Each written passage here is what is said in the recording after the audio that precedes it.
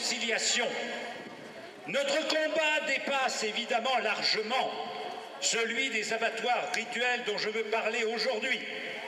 Mais il est certain qu'aussi longtemps que l'homme considérera l'animal comme une chose, comme un objet, et un objet de souffrance, on peut s'inquiéter sur la marche de la civilisation.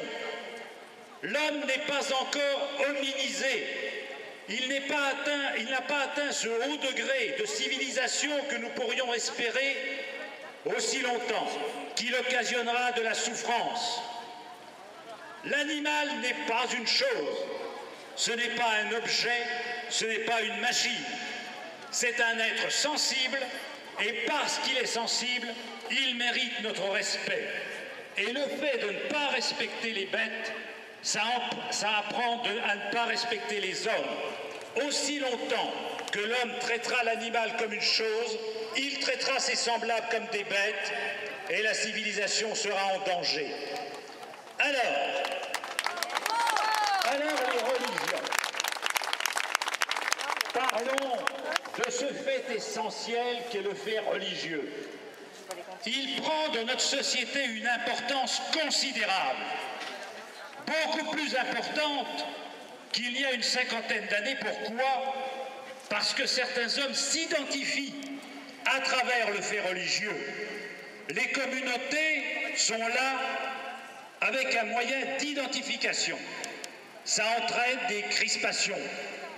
Et donc, beaucoup d'hommes se sentent obligés, pour afficher ces religions, d'en revenir à des rites. Or, ces rites sont-ils indispensables, même à la croyance d'un Dieu quelconque? Songez à ce qui s'est passé en Occident pendant des siècles. La religion qui dominait l'Europe a brûlé des sorcières et a brûlé des philosophes. Giordano Bruno a été brûlé à Rome en 1600 par une religion. Aujourd'hui, les porte-paroles de cette religion enseignent la compassion, la paix, l'amour du prochain et même, c'est nouveau, l'amour des animaux. Très bien. Eh bien, pourquoi les autres n'en feraient pas autant? Les religions ont une grande capacité plastique, elles s'adaptent aux données du monde moderne. Alors je dis aux imams, je dis aux rabbins, étendez cette miséricorde que vous dites que votre Dieu dispense aux animaux. Ce sera une façon d'éduquer les hommes et de leur apprendre aussi à ne pas s'entrégorger. Parce que ce que l'on fait à la bête, on finit toujours par le faire à ses semblables et on s'entraîne souvent sur l'animal avant de le faire sur l'homme. Et puis vous savez...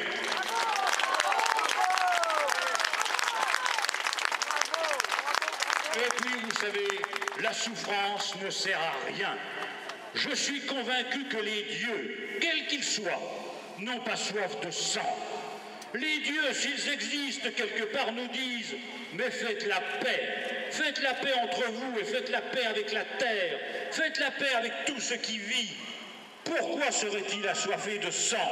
Puisque soi-disant ils sont bonté, soi-disant ils sont amour, pourquoi ont-ils besoin de sacrifices? Que faut-il racheter? La souffrance ne rachète rien.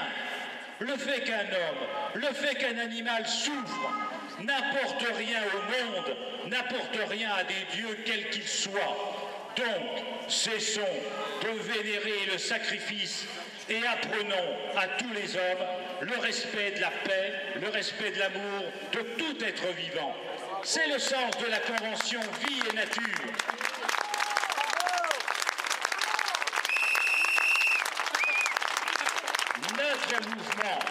Notre mouvement appelle à cette grande réconciliation. Et le combat magnifique que vous menez ici à Guéret s'inscrit parfaitement dans cette démarche, qui est une démarche générale, qui est une démarche que nous retrouvons partout, dans tous les combats, parce que notre mouvement sera là toutes les fois qu'un être sera confronté à la violence et à la mort, que cet être soit l'arbre, l'animal ou l'homme. Voilà, vive la vie. Merci à vous et vive la vie.